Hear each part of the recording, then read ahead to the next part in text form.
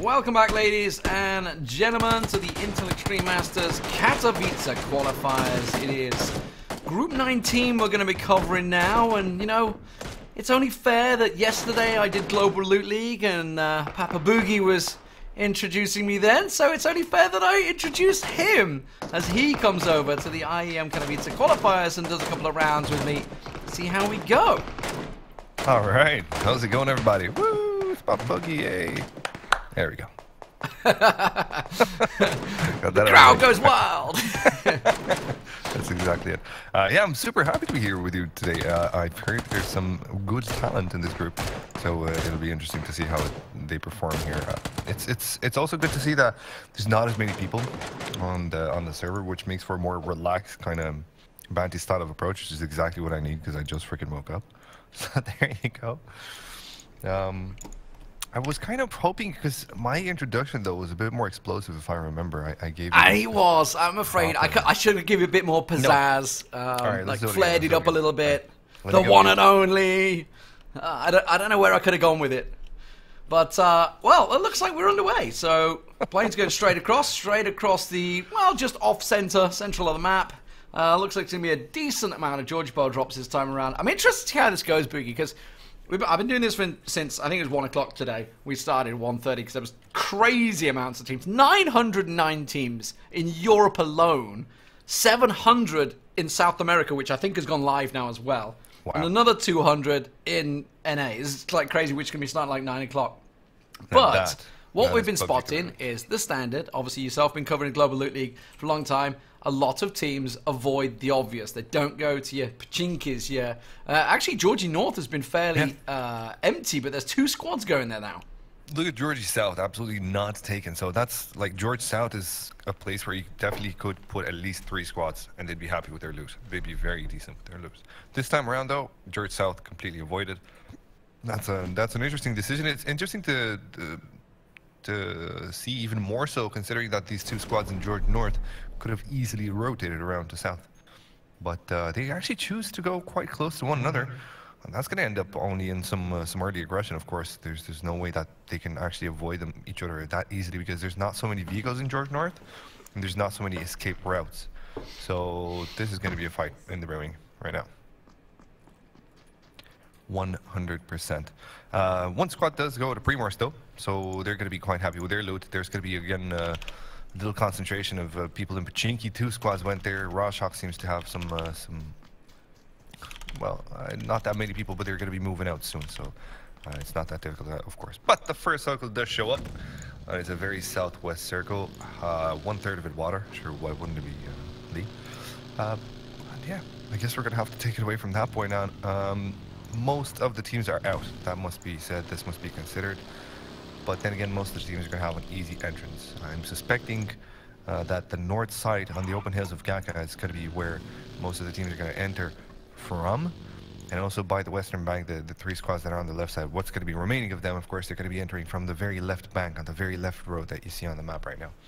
Hopefully. We got these 2 in Pachinki, very tight to each other. We're talking about this, obviously we just had Larson on, and he was just saying basically, look, this is tournament play. While you do this in public, there's just no need for it. No need in thing. And this is obviously the pro angle that we're seeing. Like, they kind of self-agree where people are going. Everybody knows their drops, and everybody just sticks to it, and nobody really fights early on, unless you're Method. Yeah. They want to fight in Pachinki. Actually, Method don't necessarily want to fight. The saga was super old. When, in the days of old, when the PUBG Pro scene was starting, what happened was Team Method started going Pachinki before everybody else, and they kind of made it a bit of a cocky kind of a statement. They were flaunting that nobody dares challenge them. And at that time, we were coming up with a theory that everybody's going to have their own.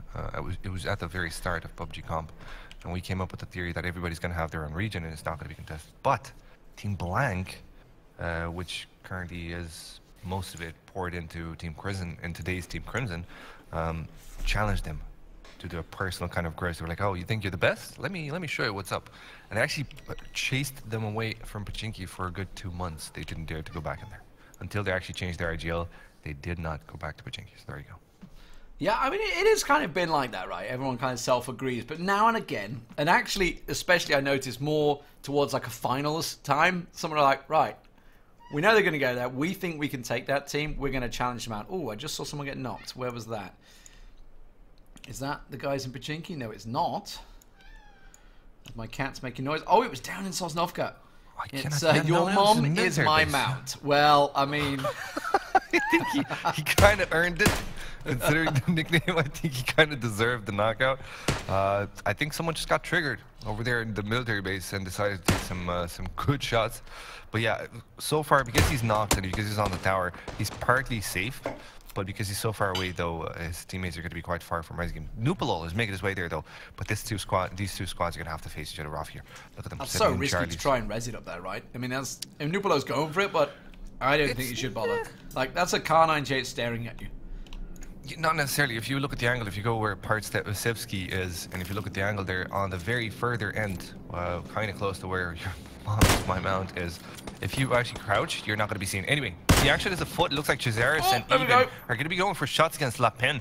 Not a lot of them actually connect. Partsevsky is still low on HP, but Free DJ Key is going to be coming in to help on squad number 8. But is he He's too late? Sitting on low, but what is that Carnage doing? 1 HP on Chazaris, gets knocked out himself. Even is crouching around on the other side, but it does look like squad 9 is in a bit of a pickle.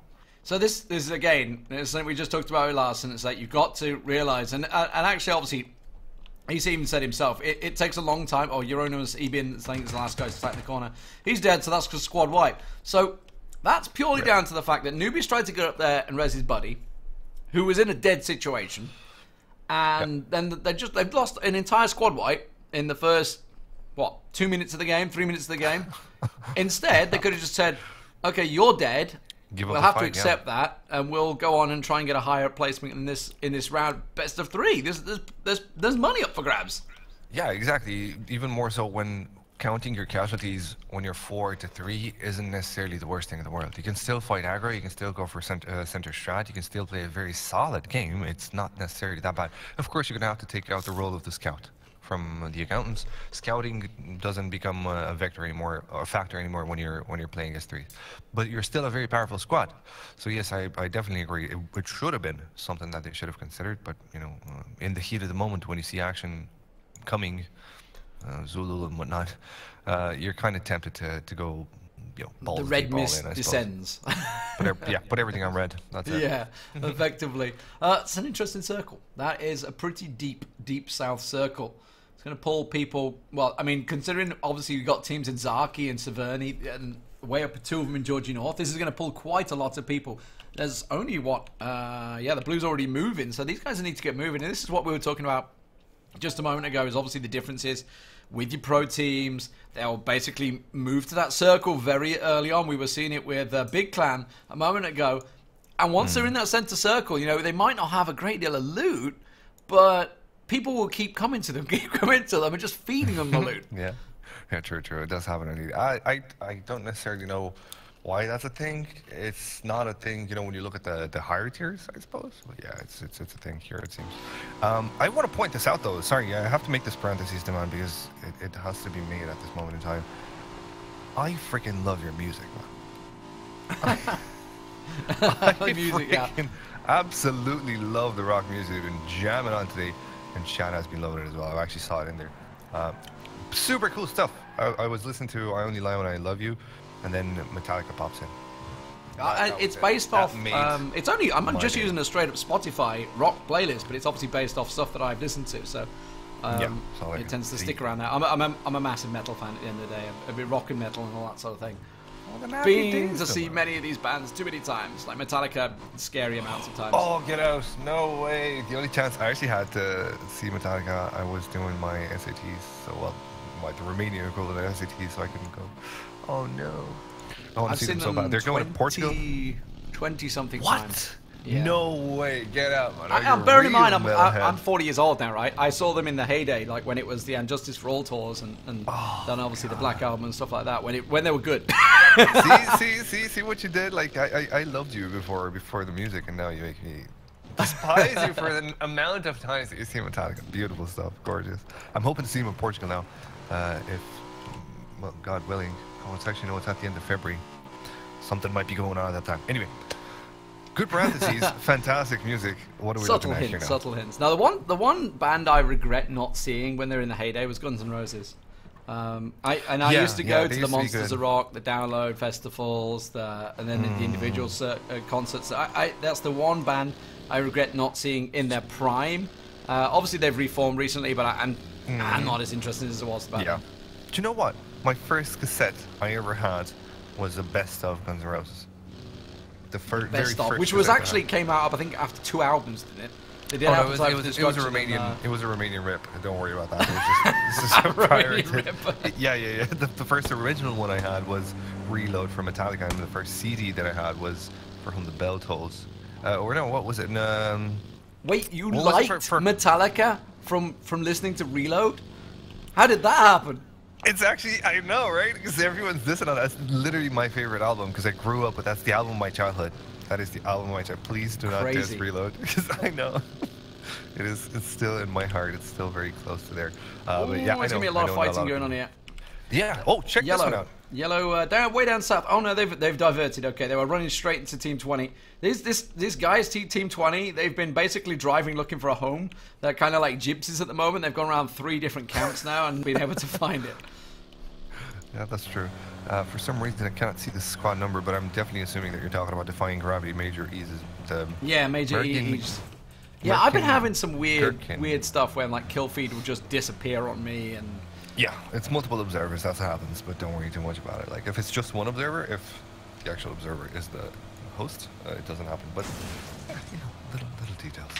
We'll be fine, But yeah, they did avoid fight, and it's interesting to see where they penetrated the white from. And it's also interesting to see that all the way they went further. See, this shows you 47 people alive starting on the server. Shows you how important it is to have this little amount of people, because they basically just trumped around the whole white without having any care in the world. And now they've got a very good slice of the pie. They're kind of close to Fairy Pier. They're going to be decent where they are. So, there you go. Half server, easy life. Not going to be easy for too long, though, demand, because the circle's going to be strangling. And hopefully I say this, it's not going to contain that much water. And, we've been okay so far. We did have a bit of water for a while, but only the one circle so far today, so we've been all right. We had a really far north up in Zaki style finish as well, one of them. But Team 20, they found a home. It is occupied. I'm not sure if they realize it because they haven't taken a shot. There's only 2 members of it. It's Matthias and Mazales, which is in Team 4. And the rest of the boys are starting to come that way. But the circle is, like you say, transcending southwards, which I actually am hoping it swings quarry way. I really like a quarry finish. Oh, look at that! As if by magic. What else can I wish for? Quick! And I won $1 million. Yeah, the good thing about this compound is it's got these trees in the middle. So it's going to be not that super easy for Mazalias and Mateusz to actually spot Defying Gravity and the rest of the boys from squad number 20. But Defying Gravity is trying to make a move. Now, it does look like Mateusz and Mazalias just kind of bent over and let squad 20 have their way with this compound, which is, I'm not too sure why. I think they're going quarry, aren't they? Yeah, they're trying to get quarry, top of quarry early. Yeah, they're trying. Yeah. They're trying to make a center strat work on it. That's actually, they cannot be blamed for that. Still, though, I wouldn't necessarily move until the 3rd circle. But still, considering there's 43 people left alive, then they might have something going in there. Though, quarry, it must be said, it's very difficult to play in squads because it's a high altitude. So you can be spotted by several squads whilst you can only spot one at a time. So yeah, and as soon as you start taking shots, you're basically saying, hi, we're over here, to everybody within the like a massive area, yeah. Exactly, yeah. So let's have a look. Okay, let's have a look at the rotations. Wow, are they really going to be trying to play the edge game? They are. Team number 3, look at them. They've just come in on a boat and they're basically playing the blue edge already. What are they? Interesting, obviously, Larson was talking about it. Obviously, yourselves at GLL, obviously, we're here. Yeah. There's been a lot of circle changes and talking about the fact that the edge game doesn't really work out as much as anymore. So it's interesting to see teams still trying to do this. Yeah, the viability of the edge game, kind of what the debate whether or not the edge game is going to be reliable or not, kind of ended when we ended the discussion that circle centering is the worst idea of all. Yeah. So at that point in time, yeah, the ones that were the teams, or rather the professional teams that love to play the the edge games, kind of gave up on the fight. They understood themselves that it would make for a very, very boring experience. If you center circles, it just becomes a... You can basically put on a song that's a slow impending doom song. And like just two teams advance on their little piece of the pie, just go a little bit forward, a little bit forward, a little bit forward. They know of each other's position, but they delay the shots, hoping that someone else is going to kill that squad. That kind of sort of stuff. So centering circles is like, it's definitely the worst thing. But with these new circles, and because they move a bit slower, edging isn't necessarily the worst of ideas, especially when you're on the choke point, as Squad 3 is. They're in the choke of the next fight, so they can move as late as they want, really, at this moment in time. Well, I'm just watching this fight between 13 and 14 play out. They've pretty much... It's alright, I've had it on, don't worry. While you were talking, it's fine. Some questionable player names in there, that's for sure. Your mum knows me. I'm not even going to say the one that just got all the kills, because that's... Well, from an English perspective, very racist, so we won't go there. What, in 14? Yes, Team 14. I'm not going to dwell on that, but yeah, okay, I believe you. See, that's the thing with the qualies, because you don't... These teams don't have the pressure of being under an org. Yeah, the exactly, pressure yeah. of Like, you will change your name. Yes. At a certain point, if you're committed enough, you're definitely not going to be sticking around with that. Yeah, that's what happens. So Team 1's moving to Primorsk. Team 2 down, edging towards Quarry. People are starting to think, should we go Quarry? Okay, look at that. The rest of Team 4 are now finally joined them. So Team 4 that was on their own, the duos. Oh dear, Dantush, you're in trouble, son. You're in the middle of nowhere there. You're going to get lit up, yep. RBL, I wonder if he's a big Red Bull Leipzig fan. I wonder, Hector. I guess so. Certainly not sponsored by them, I don't think. I don't think we've seen football teams move into PUBG yet. No, it's definitely not a case first. But it will. It will happen at a certain point. Don't be too surprised if it does. Whoa, some shots being fired though. I don't know if you're looking at Squad 1 right now, but there's some decent shots that they're putting into their enemies. One of them is actually knocked out. Second one comes in as well. Up Nobi with the M4. Beautiful work there. And it does look like they're hitting shots with the SKS as well, which is a super powerful weapon at this range. If you can connect, as Hector does, then it becomes a really reliable platform. Shots raining in, people falling down, and now just one member from squad number 2 left, and that's going to be Spolt 1, I think? Yeah, Spolt 1. Yeah, that's him. I don't think he's going to be able to do too much yet. SKS of Hector's been doing some serious work, like I say. Landing them shots. Circle has, it's still got, I would say, a 40% water radius, which is worrying. Matthias from Team 4, is he just going to bomb straight in the water once he realises he's going to get shot? No, okay, he's going to go around the edge, kind of scouting this complex. Hasn't been shot at, I don't think, yet. No, he hasn't. This is literally his role. This is him as the scout, going fast around the compound, making sure that there's nobody there. The mistake that the guys in the compound made is that they haven't fired their shots. Now they have, and now they've let Mateusz and his team know that there's not room for them. No room. That's why you send your scouts. No room at the end, yes. No strays, no dogs, no Mateusz. Oh my god, these guys are in the water already. Oh dear. No Romanians. What? Partseveski. Team 4 have gone kind of for the beachhead, effectively. Trying to hold that. Oh, I made the mistake of clicking on someone in the water. Let's find him. There he is. It's Partsevsky. Stay out of water so I can switch. Thank you. There we go. Go Star. Like Alright, okay, we've got team what? We've got a couple of teams pushing in. Team 1, who just got all those kills, are about to get busy. I think Team 3 are probably going to drive down the road. Looks like Fancy Cyrex is coming their way as well. They've got to be hearing these as they get closer. Let's have a look. Yeah, here comes Oleg. Bombing past it. There's got to be a bike, the speed they're going. No, it was a Dacia. It must be a STI version or something. I don't think we actually had those. Fun fact, my first car was a Dacia. Definitely no STI versions when I was used to driving one. But yeah, this is not the last chance for Squad 1 to actually come through with some kills. They have another squad, but here's the thing. The purple squad that heard them fire shots is now going to be making their entrance towards a different perspective. However, Genepi is going all the way around Quarry, which is not the worst thing in the world. Oh no, they just stopped for a car. I wanted to say if they go all the way from the north, they might have an easier entrance. But they will get back onto their saddles, get back into their vehicles, try and get themselves sorted. Look at squad number 7 though, they're going to get breached. Yeah, 19, Twin Buffalo and Kex making their way in. Casino Juarez and Crank, okay, they're going to drive on by. Deciding better not go for that. They're going to try and join up. Where are they going? Oh, no, they're coming back.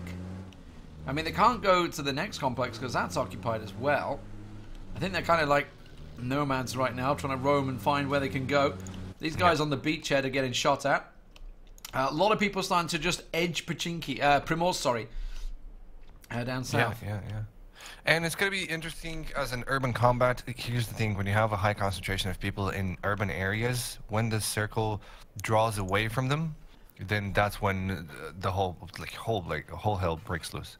Because everyone wants to push last, everyone wants to use their utility, everyone hears each other, they hear footsteps one to another, they get confused which one is my squad, which one is enemies. It's going to be quite beautiful. If a lot of teams do make their way to Primorsk, actually they don't stick into town, they go into the hills, which is a powerful place to play from. Especially where Squad 1 is right now, they have a very, very nice dip to play with. I do see an invasion of Brazilians in the squad at the moment. The South Americans, like I say, it is on. I would assume there's some Brazilian commentators that could cover it. If they do want to cover it, they need to submit a ticket to ESL, and they can certainly get themselves on the servers. There's no official casting, so anyone can do this if they want to. Obviously, only going to allow a certain amount. Hector with some beautiful nades, by the way, there, up and over while I was talking about it. I was watching him on my screen. So Hector seems to be the real deal, man. Picking up some kills, got himself a decent SKS, got himself some decent nade kills. Got his game smarts about him. Yeah, definitely not kidding around. This guy knows his nades, knows his SKS. Again, this must be said, SKS is not an easy weapon to connect with. If you do manage to connect, it becomes a very powerful platform, but it's very kind of hard to connect because 7.62s have a slow rate of, slow speed. The fact that the slow rate of fire on the SKS, especially further more nerfed since PUBG 1.0, makes it that much more difficult to work the SKS. If it's not fully attached, then it's again a super difficult platform. Basically, I hate the SKS is what I'm trying to say. But yeah, in the hands of a good warrior, it becomes a very, very powerful tool. I love it. I absolutely love that SKS. I don't know why. I know what you mean, though. The fact that you like Metallica saves you right here. Just coming straight back. No, I do love it. I love the SKS, and I've had this conversation with Rich as well. Obviously, when the Mini 14 was golden and everybody was praising it to the heavens, and it was basically like a railgun. I was still sticking with the SKS. Oh Lord, why? Why? But the next circles come in, and Team 14 are looking very pretty right now in this complex, aren't they? They're in a very good position. They had to fight for that complex, remember? But looking over here, Team 3 has been engaged by 4. Mazalias taking a couple of shots. He's only got it 2 times, though, so it's not great. He's trying to get the hill position, which I think he's just taking shots from the right as well. Now, Explode, just off to the right, he's not spotted him, so this flank is perfect from Explode. He should look. Hello, Explode. Hello, Explode. Turn around. Turn around. There we go. Now he's looking. Now he's looking. There we go. Let me go free cam because Mazalias has to die. No, Explode, you can't die. You can't. After all that, you can't go get killed. I reckon Decay's going to shoot him in the back. See, that's the roughest part of flanking up. You could be spotted and then you're all alone and you don't really have a chance at it. There you go. Genepi now. And Muyen has the 2 remaining alive for squad number 3. Muyen has used the first aid kit, but to little avail. He's getting popped again. Genepi is going to try to find another way into the safety of the white. And interestingly enough, squad number 4, only 2 members have gate kept 4 members from squad number 3. So that shows you their prowess. Genepi takes some shots. They do connect. For some weird reason, he stops taking those shots, even though his enemy was out in the open. Now he's going to be reverting his attention, but a sliver of life left. And it's not going to be good enough. Ghost Star finishes off that squad. Rip number 3, you will never be forgotten. Sorry, what? Yeah, Ghost Star doing very well. Like you say, that's a 2v4. They just won a 2v4. Straight up, because they had the advantage, and for some reason, Team 3 just weren't looking to the right while running past. I don't know. Okay, let's have a look down the beachhead. There's shots going on there. Team 4. They just obliterated 2 guys from Team 1. Yeah, so actually those guys that just won that fight, Team 4, their other 2 teammates are in the beachhead cabin. Yeah.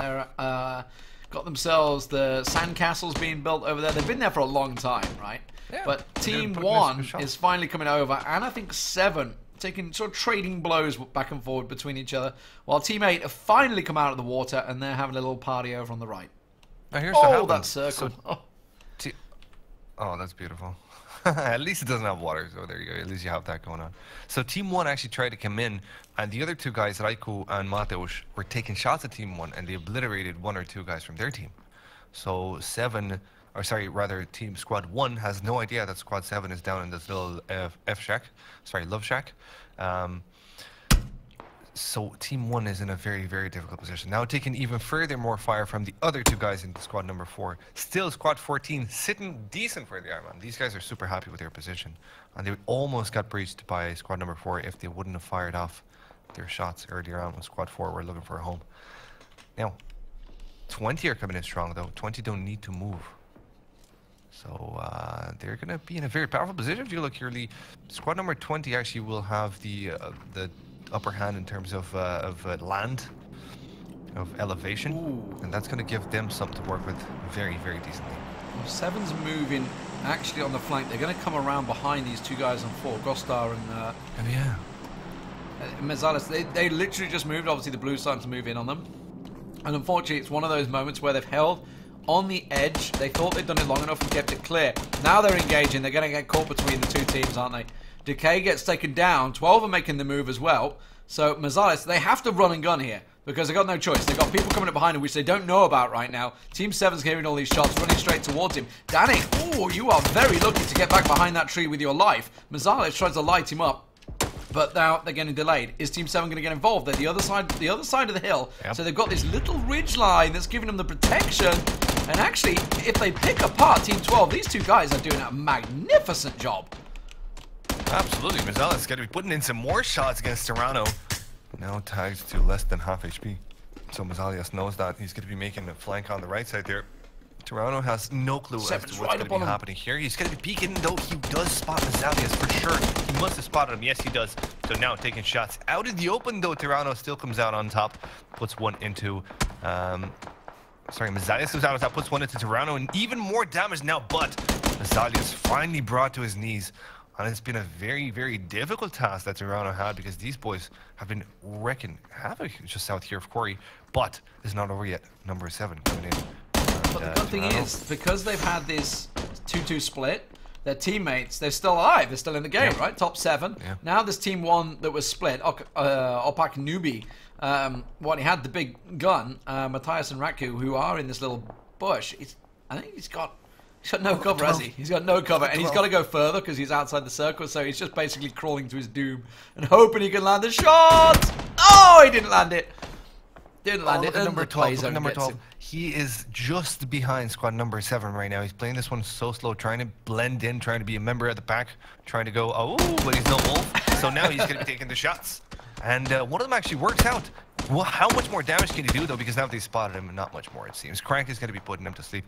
Number 7 still in a powerful position and in a powerful 3-man stack, so that's not too bad. But 14 see them now. They're going to have to play really carefully. And with 20 coming in from the side, actually number 7 are going to be pinched in. They're going to be in a very bad pincher. Well, Team 14 have been in this complex for around about 3 or 4 circles now, and it's all keeps going their way. They've had a very good position. Obviously, that's the beauty. But the beachhead, well, Team 4, they're going to have to make a move now. They've been in this cabin on the beach for a long time. You can see Team 8 making that move. They've come up to the second beachhead, but they've got to go much further. And Team 4 is not looking. Matthias peeps out. Wasn't even looking at all. Gets tagged in the back by Johnny. And now the play zone is going to start moving. There's a whole lot of cabins here, and they're pushing up. They've got nowhere to go, so they're going to have to straight naked fight this one. They're going to have to come out. Johnny's just pushing straight in. A nade in that cabin will end it. He's going in. There's the nade. No nade. And in we go. And you're dead. Nope. He actually opts in for the Vector, and the Vector works out fine. Johnny's going to be knocking him out, and there's still one more guy left. Raiko there trying his best to stay alive, but he can't really in a 1v4 situation. It's going to be Partsevsky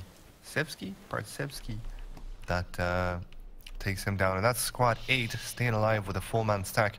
And now they've got a decent ridge to work with here if they go to their towards their northwest rather. They've got a very, very good spot. They're going to be taking that one exactly, but Chomas from 14 is taking shots at him. Yeah, I was about to say, nobody from 14 is really looking at the back. I think did he just crash the vehicle? He did. He crashed the vehicle. That's why he went down. Yeah. Actually knocked himself out, which will have given the position away. Chomas, like you say, does come around the side, dodges the nades. While they have the complex, they're getting pushed from multiple angles, and this is not such a good thing for them. Team 20 is making the way across. Team 7's also pushing up, don't forget.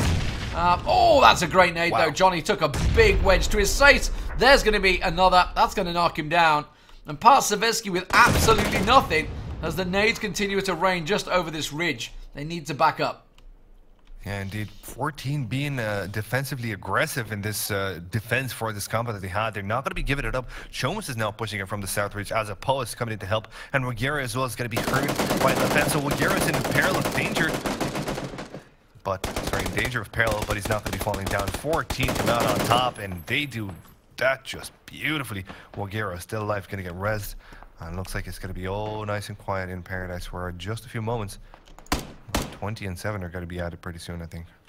Yeah, Merkin Gherkin's got no scope. He's only got the red dot, so not so good for him. Looks like he's got only a red dot on the AKM as well, so that's not good. I'm looking at that's another red dot for Defy Gravity, so they can't take the range shots. They're going to have to get in there.